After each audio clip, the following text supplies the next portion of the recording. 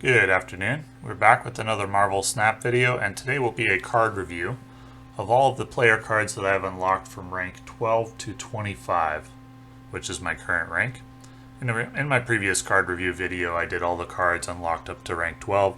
I'll be reviewing the cards as I go along, and when I've unlocked all of Pool 1 cards, I will do a tier list of them. So let's get started. The first card up is Angel. This is a hard card to evaluate for me.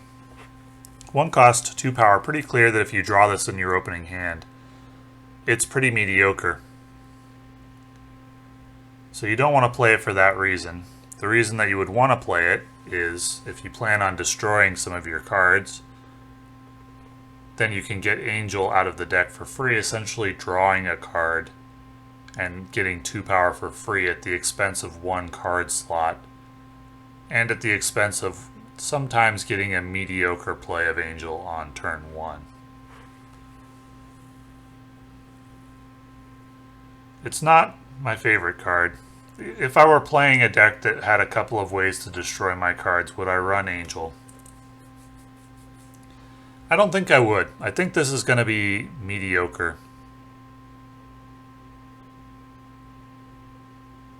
Most of the time, I think this is going to be mediocre.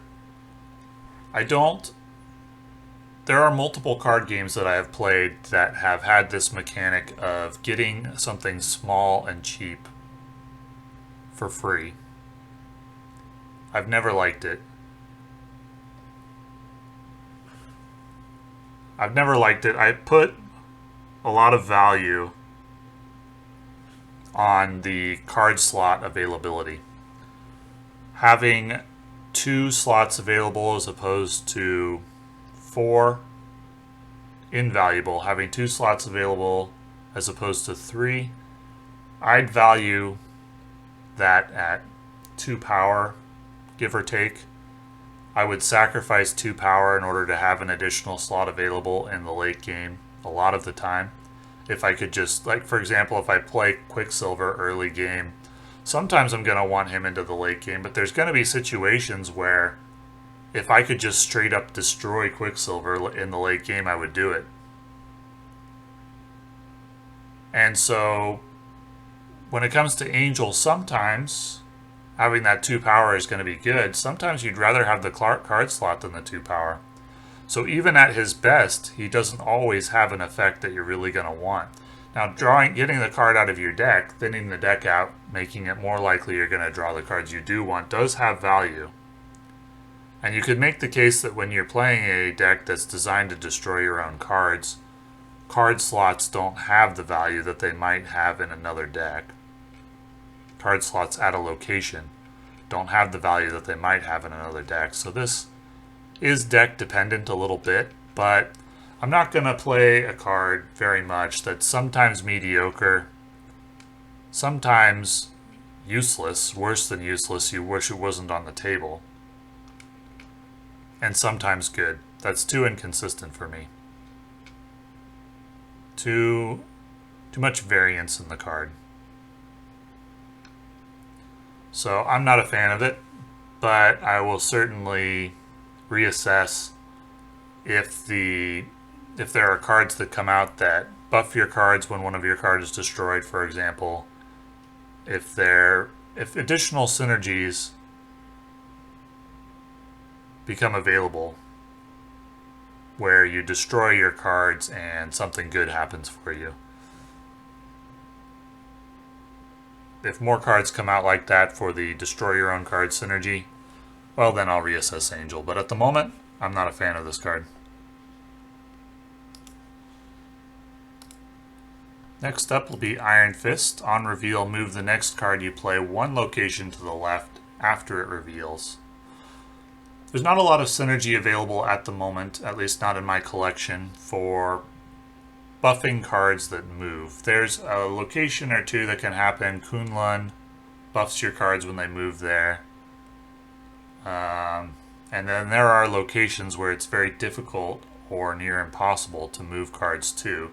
And Iron Fist can be specifically good in that instance. Hard to set up, and when you don't need his movement effect, he's just a 1 cost 2 power. I'm not a big fan of this card. I'm not a big fan of movement cards at the moment, as I don't see enough power incentives to play them. I think in order to gain the beneficial effect of moving your cards around unexpectedly, in almost every case that's available right now, you're taking a big power hit to do it. I prefer to just think ahead about where I'm going to want my cards play in anticipation of my opponent's moves and get the benefit of the greater power that the non-movement cards have to offer. That would be my preferred strategy at this moment in time. Maybe cards become available later that really benefit from moving them around, or from moving your cards around in general, in which case I will reevaluate the movement cards. Right now I find them underwhelming. Nova. 1 cost, 2 power. When this is destroyed, give your cards +1. That is phenomenal. I think you need probably 2 ways to destroy it to make this good. There aren't a lot of ways to do that in Pool 1. But there are some, and so this card is an invaluable part of certain combo decks. It is a very, very good card when comboed with the right cards. Absent a card that can destroy this, this is bad and probably should not be played. I think you probably need 2 other cards that can destroy this, and in that circumstance, this is quite a good card. Very good, an invaluable part of a very good combo deck. Uatu, the Watcher. 1 cost, 2 power. Once this is in your hand, you can see the unrevealed locations.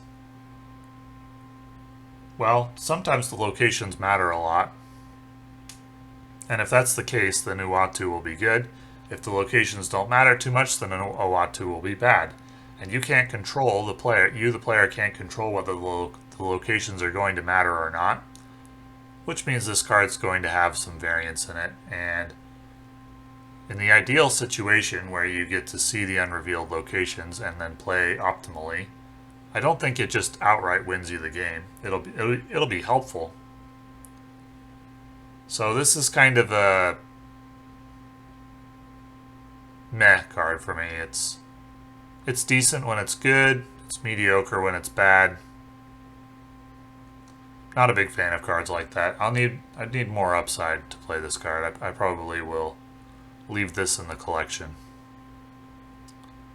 unless additional synergies become available.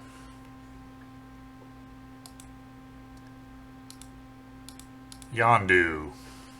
1 cost, 2 power. Been trying this card out a little bit. On reveal, remove the top card of your opponent's deck. This could be phenomenal if you remove a card that is essential to an opponent's combo that they were just about to draw. Devastating.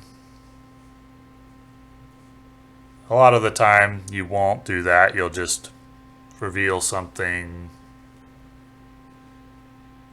Could reveal something that the opponent, you could actually benefit your opponent if your opponent was hoping to draw a 2-drop and you eliminated a second 1-drop from their deck. They may actually be happy about that. But if you eliminate anything higher than a 2-drop when you play Yondu on turn 1, it's probably pretty good for you. Because most decks are designed with each card having a function that the designer had in mind for that card. And when you remove that card from the deck, you remove the ability to fulfill whatever job the opponent was hoping that card would fulfill. Most decks aren't designed haphazardly with cards that have no use. I like Yondu. It's a card that I'm playing now. I do expect that he will be replaced as more cards as more cards become available. I don't think he's phenomenal. But of the 1-drops that are available to me right now, I like Yondu. I think he's one of the better 1-drops that are available at the moment. Though I do expect that as my collection expands, he'll probably be overshadowed by other cards. But at the moment, I like him. He's got potential for tremendous upside. Maybe even game winning if he destroys something that the opponent really, really needed to make their deck work.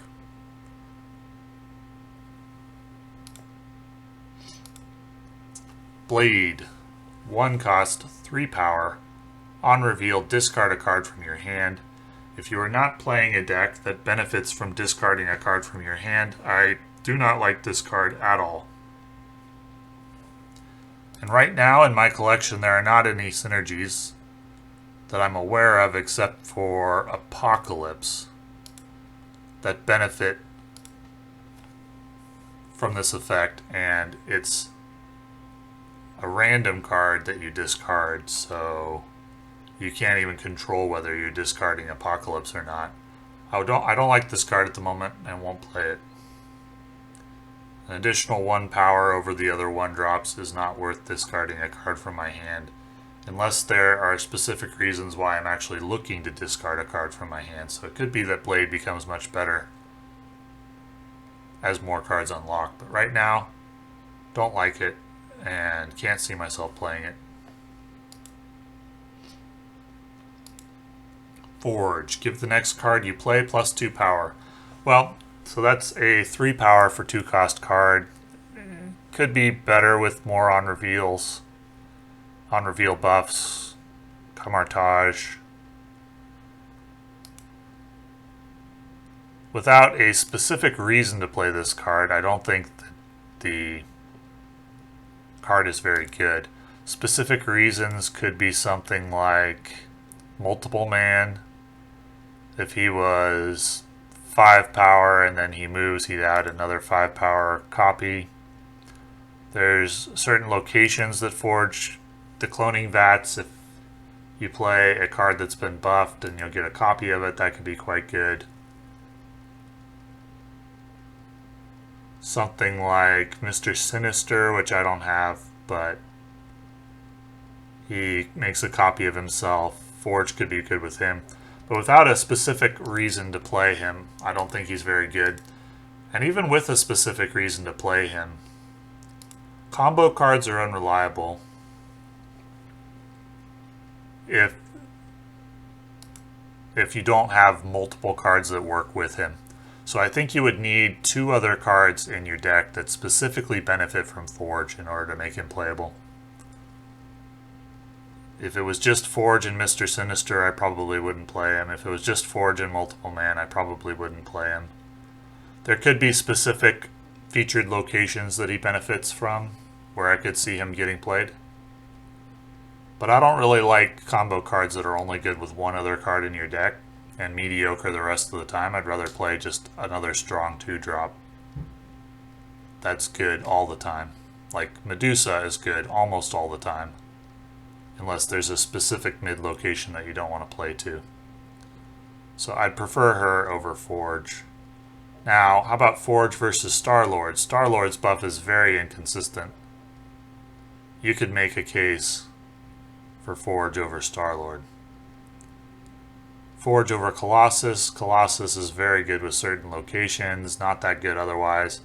Probably roughly equivalent to Forge.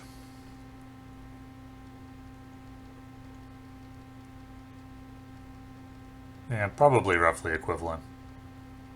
I may try Forge instead of Star-Lord or Colossus. My two drops available to me are not that good right now, to be honest. There's some that I'm playing that are very and I'm just playing them because I don't have that many cards unlocked. Next up is Domino. You always draw this card on turn 2 and not before, so it's a curve smoother. Well, how often do you have a blank 2-drop? I guess it depends on how many low-cost cards you want to play in your deck. If you're playing, like, you could play a really high curve deck with Quicksilver and Domino. So you would always have a 1-drop, you would always have a 2-drop, and you would not need to play any other 1 or 2 drops. You could make all your other cards 3, 4, or 5, or 6. And you would never be in a situation where you would draw a 1 or a 2 card with limited usefulness later in the game. That could be something. I need to play test it to try it out to see how it works. There is value in smoothing out the curve, so Quicksilver, Domino eliminate situations where you have to float a mana. And floating a mana is worth at least 1 power, usually 2. You're aiming for 2 anyway. So in every situation where Domino prevents you from floating a mana, you could value her at 2/5 instead of 2/3. That's how I think about this card. Now, how often do you end up floating a mana? Well, it makes it difficult to evaluate the card because we don't often specifically remember all the times that we had to float a mana or that we had a blank turn when we're deck building. And we're never going to specifically see that effect. You're not going to play Domino and know in your head, oh, if I didn't play her here, if I didn't draw her here, I wouldn't have another card to play. And therefore I'd have a blank turn. And so now I have 3 power on the board when I wouldn't have had a blank turn. You're never going to see that situation. You may know intellectually that it's going to happen sometimes that way, but you won't actually see the effect. You won't see the 5 power on the card instead of 3. You won't see what would have happened. You can imagine it, but you won't see it. That makes this card very difficult to evaluate. But I do think that there is value in resource curves. Resource curve smoothing cards like Quicksilver and Domino, and I would give them value equivalent, well, when you get to play them, instead of playing nothing, you can double their power essentially. That's how I think of the card. So every time you get to play Quicksilver when otherwise you would have had no 1-drop in your hand,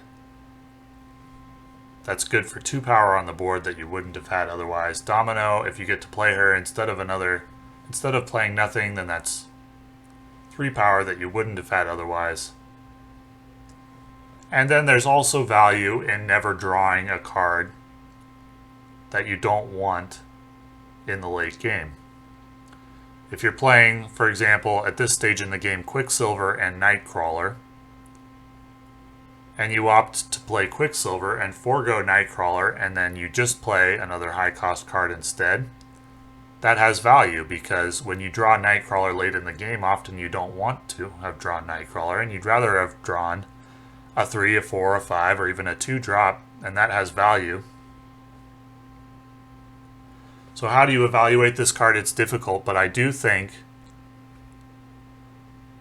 for me, it's a certainty that this card should have, in our heads as we're evaluating it, a higher power total than is listed on the card to account for its utility. And I would assign it plus 2 power. That's what I've arrived at. That's my estimation. Plus 2 power is the value of smoothing out your resource curve. So Quicksilver would be a 1-cost 4-drop. Domino is a 2-cost 5-drop. That's how I think about resource curve smoothing cards. I've seen other videos where people vehemently disagreed with that and considered Domino near useless. I don't see it that way. And I think a deck that's designed with just 1 1-drop, 1 2-drop, and the rest high-cost cards, that has value to me. Guaranteed plays and then guaranteed not drawing useless cards late in the game. At least at this stage in the game, that has value. So moving on, let's talk about Multiple Man next. 2-cost 3 power. When this moves, add a copy to the old location. Well, if you're just copying a 2-cost 3 power card, I don't think this is very good. Yes, you're getting free value, but using up a card slot also has negative value. I value a card slot used at least 2 power, sometimes more depending on what you have in your hand, but at least 2 power. So any card needs to have at least 2 power in order to actually have positive value. The only reason I play a 1-drop at all in my deck that would have 2 power like Quicksilver is because sometimes, occasionally, 2 power is enough to win a location. Sometimes there are locations which buff cards every turn or something like that, in which case it is important to have a 1-drop as it becomes something much greater than it previously was. Then there's some decks that specifically buff 1-drops with a card like Hazan, or there's a variety of situations, but often in the late game I find myself valuing the card spaces that I have available on locations pretty highly. So merely copying a 3-cost card, it makes the card okay if all you're doing is copying it, but not great. That means in order to make this card great, we need to both buff it, both have cards in our deck that buff it and make it move, because it doesn't provide movement on its own. If you're playing a deck which requires cards that both buff the card and move the card in order to make it good, it's not going to be good very often. 3-card combos are going to be very inconsistent. It'll be good when you buff it up to like 4 or 5 and then you copy it once or twice. That's great. You're not going to be able to do that very consistently though, because it's a 3-card combo, and those are difficult to pull off. The alternatives, which give you slightly less power ceiling but greater consistency, are on average going to be better in my experience. So I'm not big on multiple man. And if multiple man is the crux of a movement deck at the moment, then I'm not big on the movement deck at the moment, but we'll reserve judgment. We'll reserve some judgment until we've seen all the cards. So probably be talking about this card again in the future, but right now I don't see myself playing the movement deck, and I don't think it's very good at this moment. Wolverine. 2-cost. When this is discarded or destroyed, play it at a random location. So you could potentially get the benefit of destroying it via Carnage, but still have it re-emerge.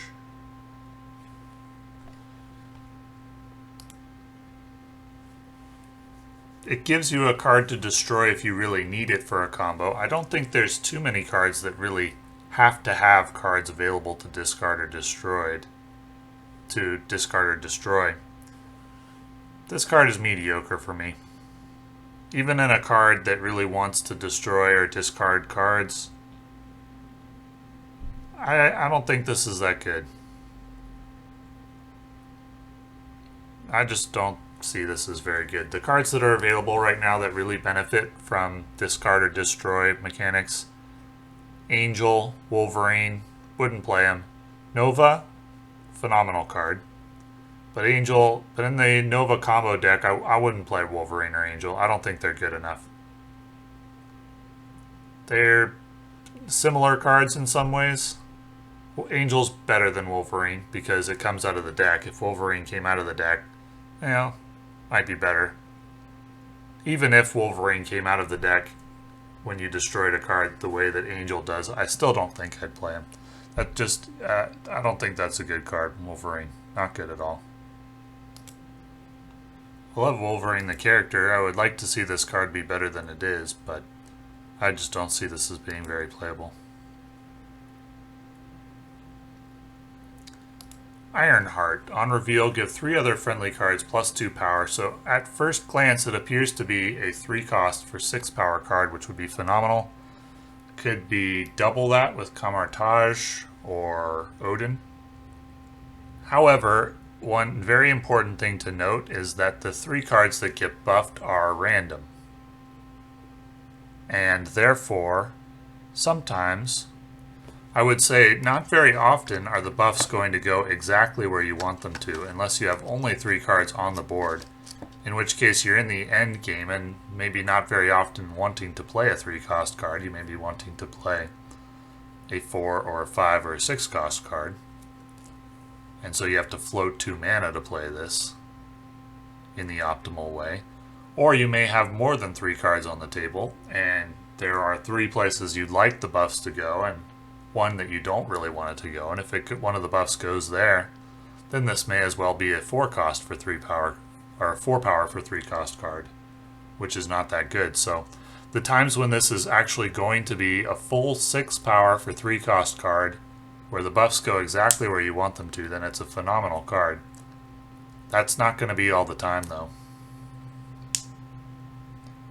And so I would value this as a 3 cost for 4, maybe 5 power on average. Probably like 4.5, 5 power, 4.75, let's say. And so I don't run this outside of a deck that can double the on reveal effects. If you're playing Odin, then Ironheart is an auto include. If Kamar-Taj is featured, Ironheart is very good. Otherwise, I wouldn't run it because I think it ends up being a little underwhelming in practice because of the randomness of the effect.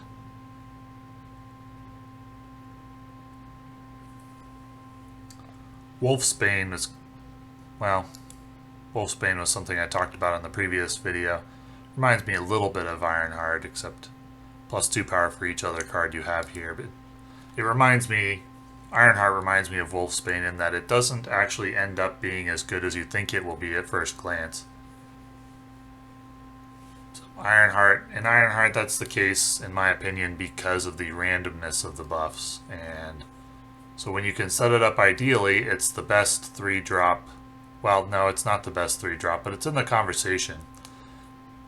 However, in an on-reveal deck, I do think it is very good. A deck that runs Odin, or when Kamar-Taj is the featured location, it's very good. But outside of that, I think it's like a C+, B- card.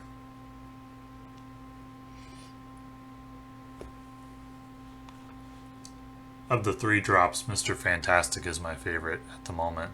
Of the 3 drops that I have, it's not really close.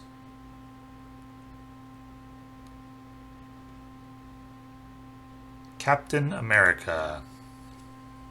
Your other cards at this location have +1 power and ongoing effect. If he has 2 cards at the same location, he's pretty good. Second only really to, well, let's compare him to Wolfsbane. If Wolfsbane has 2 cards at the location, that's a 3/5. If Captain America has 2 cards at the location, that's a 3/5. If Captain America has 3 cards, it's a 3/6, and Wolfsbane is a 3/7. You don't really want to play Wolfsbane as the 4th card most of the time.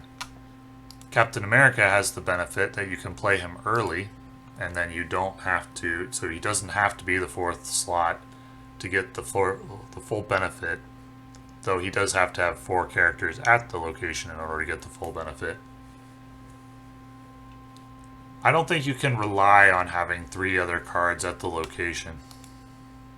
Most of the time he's going to end up being similar to Ironheart, in my opinion. He's going to end up being something like a 3 cost for 4.5, maybe 4.75 power, something like that on average. I consider him very, very much equivalent to Ironheart in that I wouldn't play him unless I'm playing an ongoing effect deck with something like Spectrum or Onslaught. In that case, Captain America gets a more serious look because his ongoing effect is going to be doubled if you play Onslaught at that location. It's not phenomenal, but it's enough that he warrants inclusion as one of the 3 drops in the Onslaught deck, at least with the cards I currently have available. If I was playing an Onslaught deck, I would include Mr. Fantastic for sure, and Captain America as my 3 drops. But outside of the ongoing effect deck, he's mediocre for me, probably a B- C+ card, along with Ironheart. Ironheart's the on-reveal B+, C- card. Captain America's the ongoing one, but in their respective decks, they're quite good, and I would include them.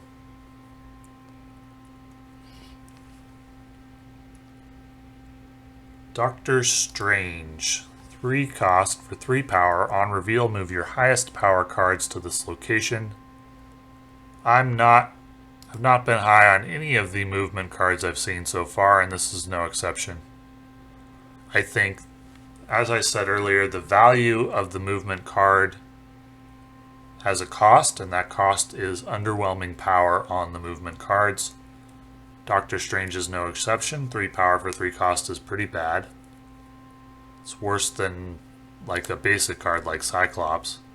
It's worse than Groot if you're not taking advantage of the movement. Movement can be good, but I don't think the benefit of being able to move your cards adequately offsets the negative of underpowered cards. So if Doctor Strange was like 5 power, I'd think it was a pretty good card. I think the movement cards, at least in this stage of the game, pool 1 with the cards that I have available, all these movement cards need a buff in power before I'd consider them to be anything.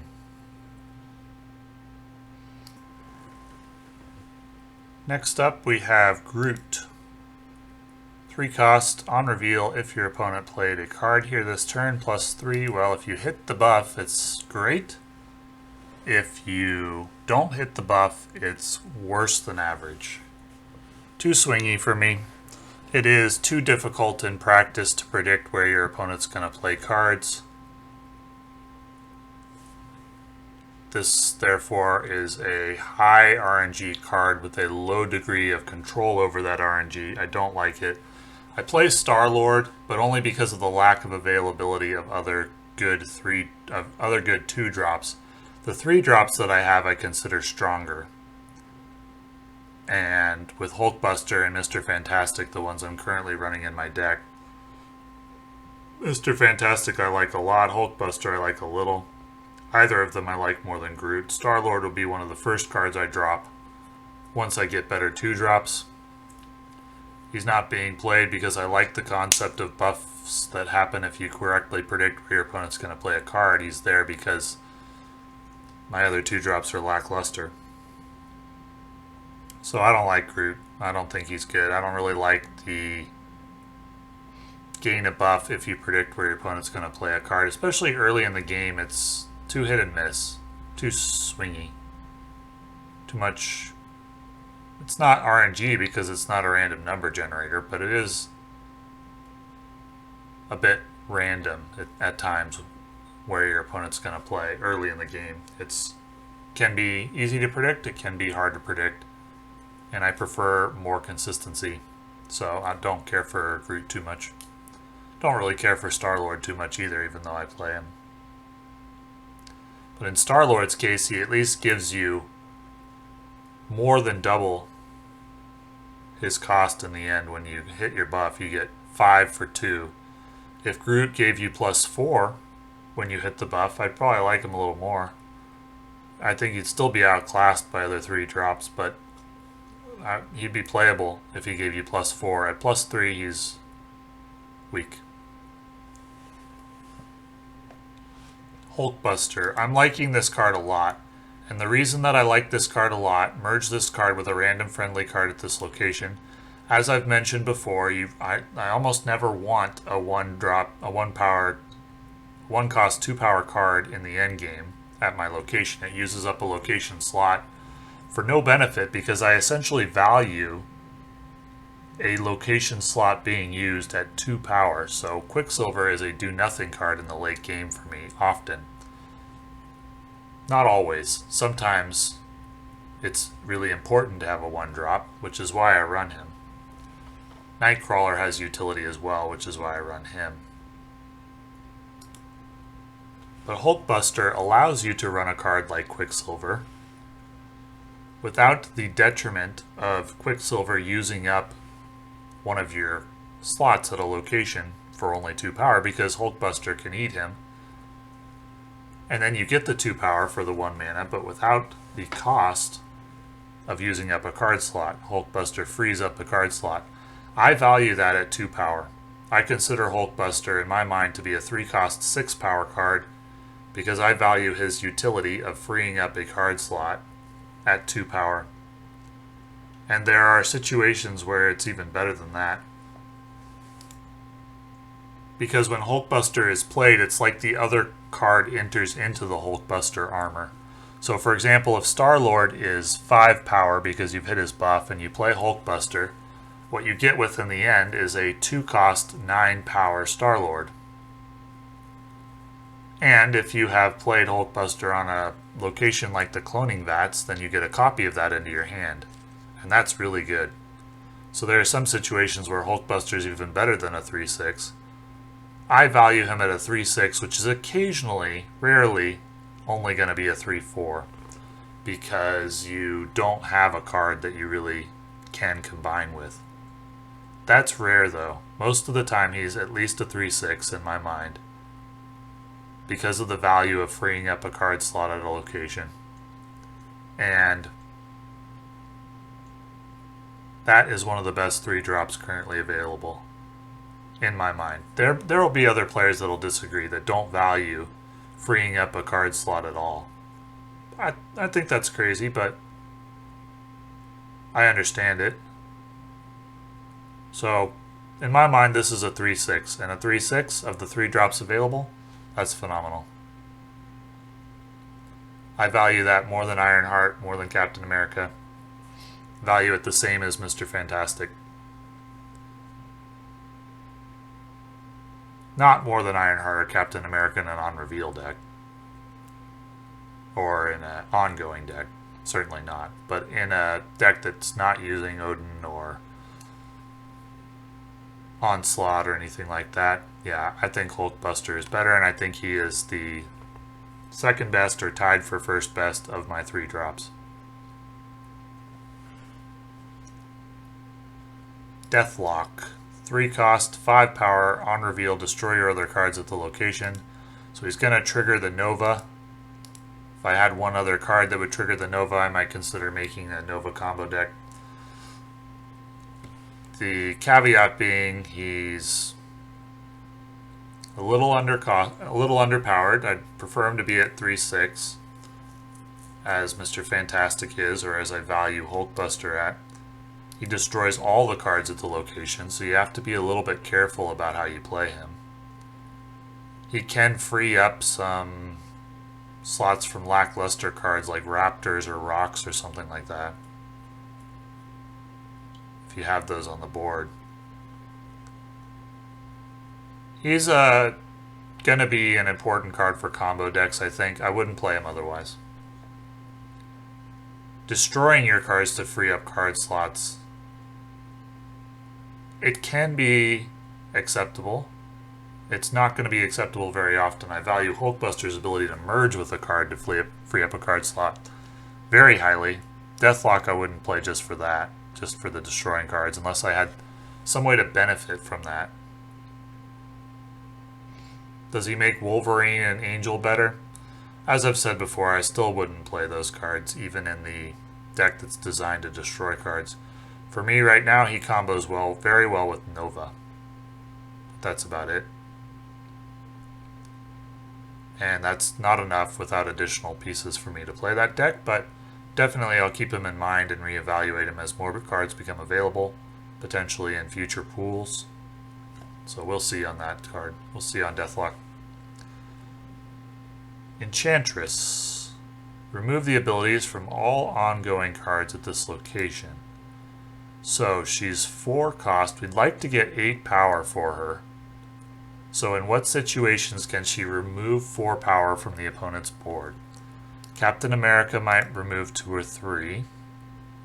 Mr. Fantastic would remove 4. She's very good against Mr. Fantastic. She's phenomenal against Iron Man. Very, very good against Iron Man.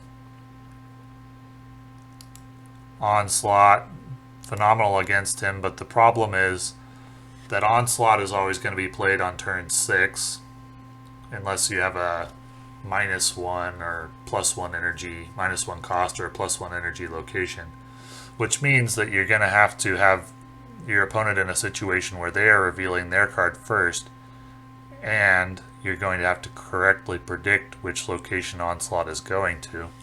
That's probably not as hard as it sounds. It can be difficult to predict whether Onslaught is in the deck at all, because a lot of opponents at this level will play ongoing effects, but not be playing Onslaught. Still, if there are ongoing effects at a location, there's a free spot, you throw Enchantress down there on turn 6, you're going to get the value for her that will make her good.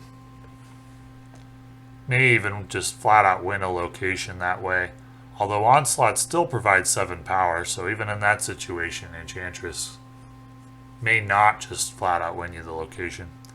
I think this card is good. I think this card is likely to get better as more combo cards become available for the ongoing effect deck.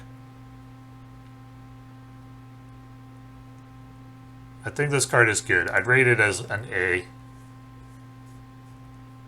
It'll be an important part of a eliminating or a counter deck where you're not trying for any combos or power, just straight up power, but you're trying to limit what your opponent can do, cancel their cards, cancel their effects. That's Enchantress is going to be a must include in that kind of deck.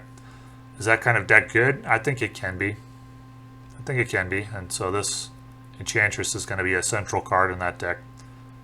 It's a good card to have for sure. I'd rate it a solid A, maybe even an A+.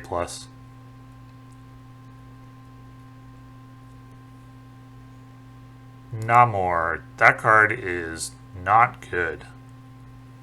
4 cost plus 5 power. If this is the only card here, it is hard to imagine a scenario where that's good.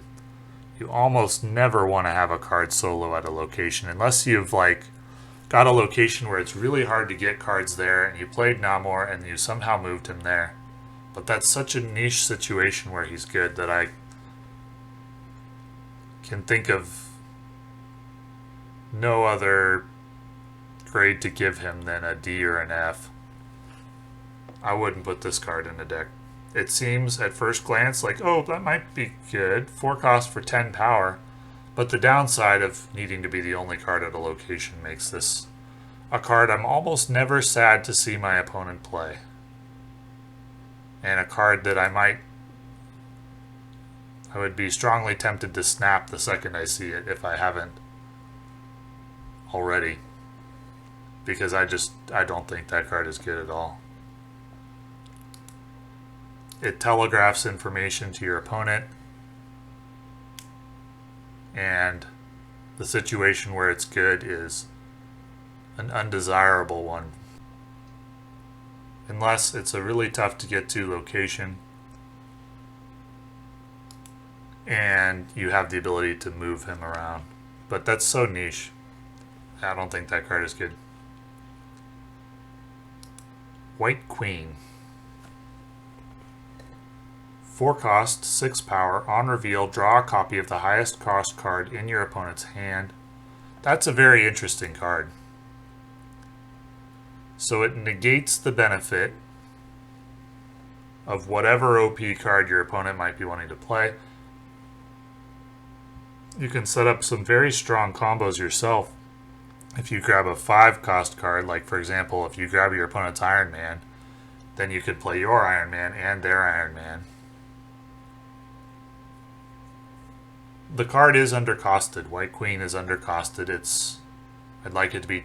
So is its ability worth 2 power? Well, and a card that's running like Devil Dinosaur that benefits from each card in your hand, almost certainly.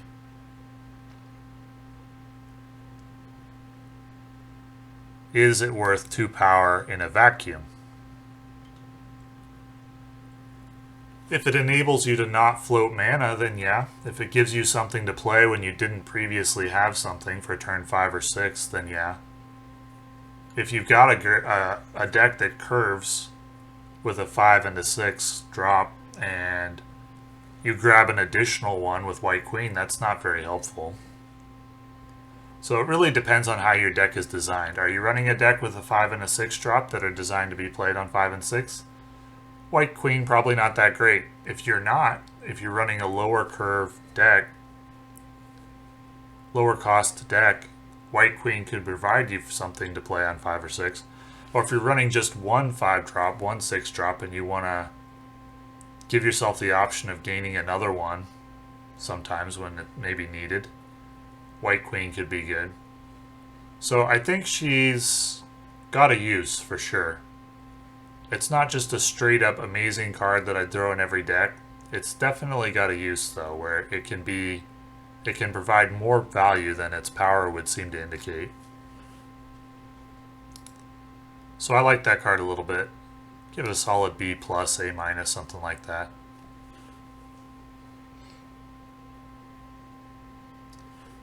Blue Marvel. 5 cost, 3 power. Ongoing, your other cards have +1 power. So he needs 7 cards on the table, 7 other cards to be good. And he needs all 7 of that power to be useful. Now, a lot of times in games, you're going to find 2 locations contested and 1 is not. Or you'll find 1 location you solidly control, one location your opponent solidly controls, and you're only really contesting 1 location. In that scenario, Blue Marvel's really only going to have 4 power. It's going to be a 5 cost for 7 power. That's not that good. The games in which you're going to gain +7 from him and need all 7 of that power, it's not going to happen that much. I don't think that card on its own is that good.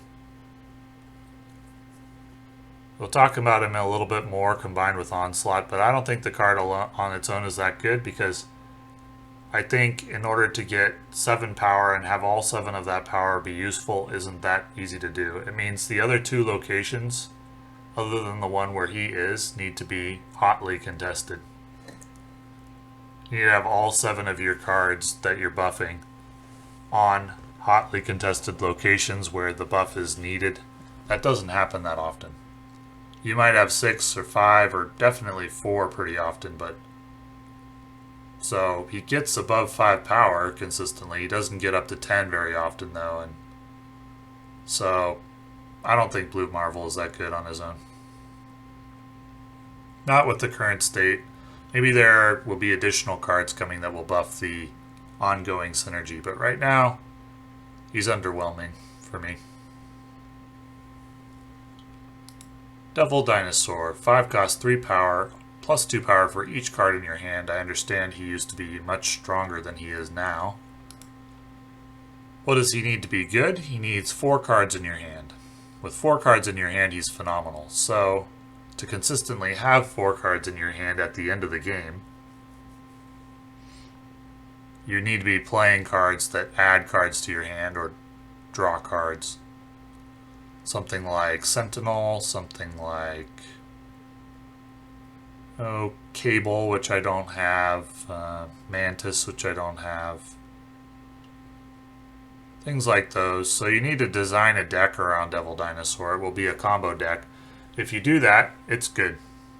If you don't do that, it's not very good. It's as simple as that. It's a combo card that's not good outside of its combo deck, and that's very good inside of its combo deck. And there isn't too much more to say about that. Just, are you willing to build a deck around this card? Well, then it's going to be very good. If you're not, I wouldn't play it. Claw. I've been running this card, and I like it a little bit. Location to the right has +6 power, so he just provides 10 power for 5 cost without needing to do anything. Since you're usually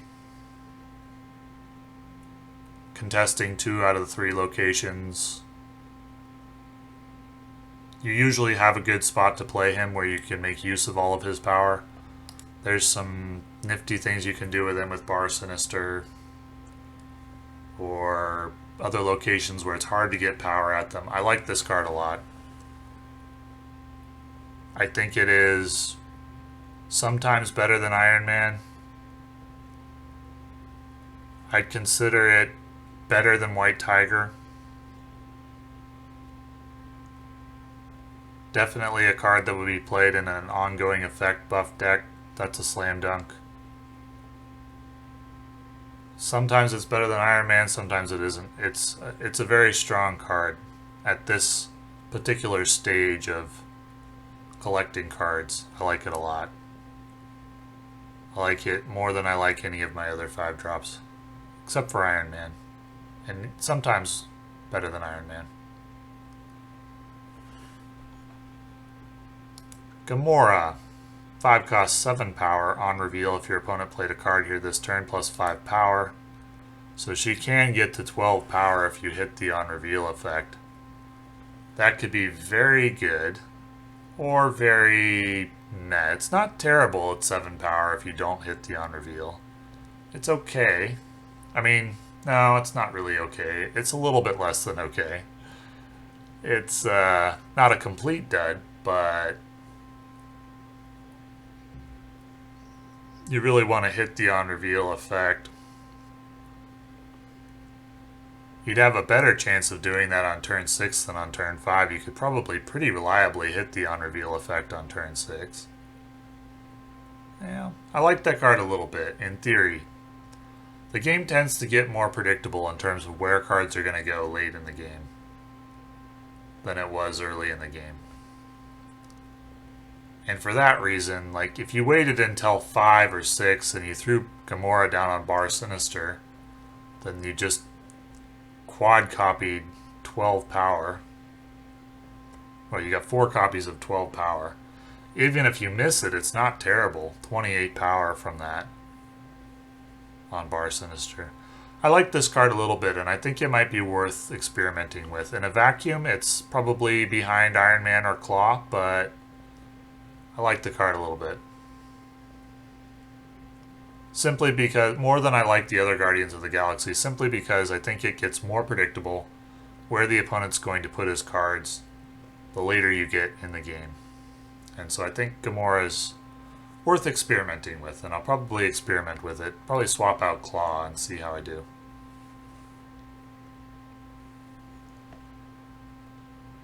Spider-Woman. On reveal, afflict all enemy cards here with -1 power. So if the enemy has 3, probably they're most often going to have 3 cards at the location. That gets her to 5/10. That's very good. 2 cards at the location is meh. 4 is amazing. 1 is really meh. Spider-Woman, I think it's better than Gamora. Maybe a little worse than Claw, but you could make a case for it. I like that card. I think it's good. I think it's just uncomplicated. You can control its effect. It's a straight up good card. I'm running Claw and Iron Man right now instead of like Iron Man and Spider-Woman or Iron Man and Gamora. Gamora and Spider-Woman compared to each other, well, Spider-Woman's more consistent.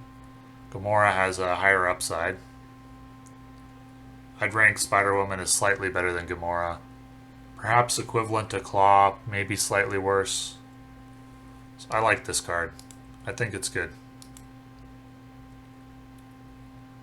Could work well with Odin if you ever needed them both at the same location.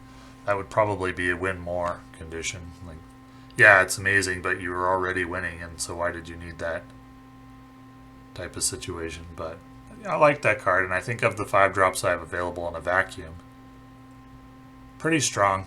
Potentially stronger than the one I'm playing, Claw. Needs experimentation to figure that out. Onslaught. 6 cost, 7 power, double your other ongoing effects at this location, so you need 5 power out of that effect in order to match Hulk's 12 power for 6 cost. How easy is it to get 5 power? Well, if you doubled Claw's power, Claw's ongoing effect, and you needed that, that's amazing. If you hit Gamora again, that's a non-reveal, so never mind. If you hit Blue Marvel and you and there's 5 other cards on the table, that's pretty good. Though it doesn't really compensate for Blue Marvel being lackluster. I think you'd have to get more like 8 cards on the table or something to really make sure that Blue Marvel Onslaught is a good combo. If you doubled Iron Man, that's good, but it's probably win more. Iron Man and Onslaught together could definitely win a location. The problem is, you really want to play like a 5 drop that wins a location and a 6 drop that wins a location, so you can play like the 5 on a location and win, and the 6 on a location and win. And a combination like Iron Man Hulk does that. But if you're playing a 5 and a 6 that need to be played together in order to be good, it's not that good. So I think these cards like Onslaught or Odin they win more cards unless they can be played on locations with like your 1, 2, 3, 4 cost cards and really provide a strong benefit, which frees up your 5 drop to go on another location and win that location. Unless the card that you're buffing can provide power to your other locations. Blue Marvel can do that, with the caveat being that you might not need the power that he's providing. I do think Onslaught and Blue Marvel is worth a look. I don't know if it's as good as Odin with Claw. I think it's worth a look, though. I think the on reveal is currently a little bit better. Just by virtue of Odin and Claw. The Odin Claw combo has more power to start with, 2 more power to start with, than the Onslaught Blue Marvel combo. So I would rank Odin Claw a little bit better than Onslaught Blue Marvel. The other ongoing effects that you might want, Namor, no, not playing that card. Captain America, you might get another +3 out of him. Mr. Fantastic, another +4, that would be good, but it doesn't get Onslaught up to Hulk's power. So right now at this moment I find the ongoing effect deck a little bit weaker than the on reveal deck, and not something I'm taking a serious look at. If Blue Marvel was 5-4 and Onslaught was 6-8, I think it would be equivalent to the on reveal deck, maybe even a little bit better. So maybe Blue Marvel or Onslaught could use a buff of like 1 power to make them just as good as the on reveal deck. But as additional cards come out, you know, that could unbalance things the other way easily. So as of right now, I don't think Onslaught is that good. I think it's hard to make it as good as Hulk, I'll say. Consistently, at least, and in places where you need all that power. Easy to make it just devastating on one location with like Iron Man Onslaught or something like that. But usually you don't want to win one location by 50 because it means you're going to lose the other 2. Apocalypse. When you discard this from your hand, put it back with +4 power. That is not good right now. There are not enough ways to discard it. Theoretically, you would need to discard it twice to make it better than Hulk. If you could discard it twice, it would be phenomenal. That right now would be very hard to set up. Very, very hard. Near impossible. So, not good right now, but we'll take a look at it again later. Heimdall. 6 cost, 8 power. On reveal, move your other cards 1 location to the left. Well, if you could play that before turn 6, that'd be phenomenal with something like Bar Sinister. As it is, he's 4 power less than Hulk. Do I consider his ability to be worth 4 power? I don't consider moving cards to be of much benefit at all. Except if you were able to combo it with a multiple man and a buff on multiple man, but that combo is hard to pull off, so I don't like Heimdall right now. We'll wait and see what happens with other movement-based cards. Maybe it gets better later. Right now, I don't think his ability makes up for his being underpowered relative to the Hulk. Movement deck sounds fun, though. But I don't think it'd be particularly powerful.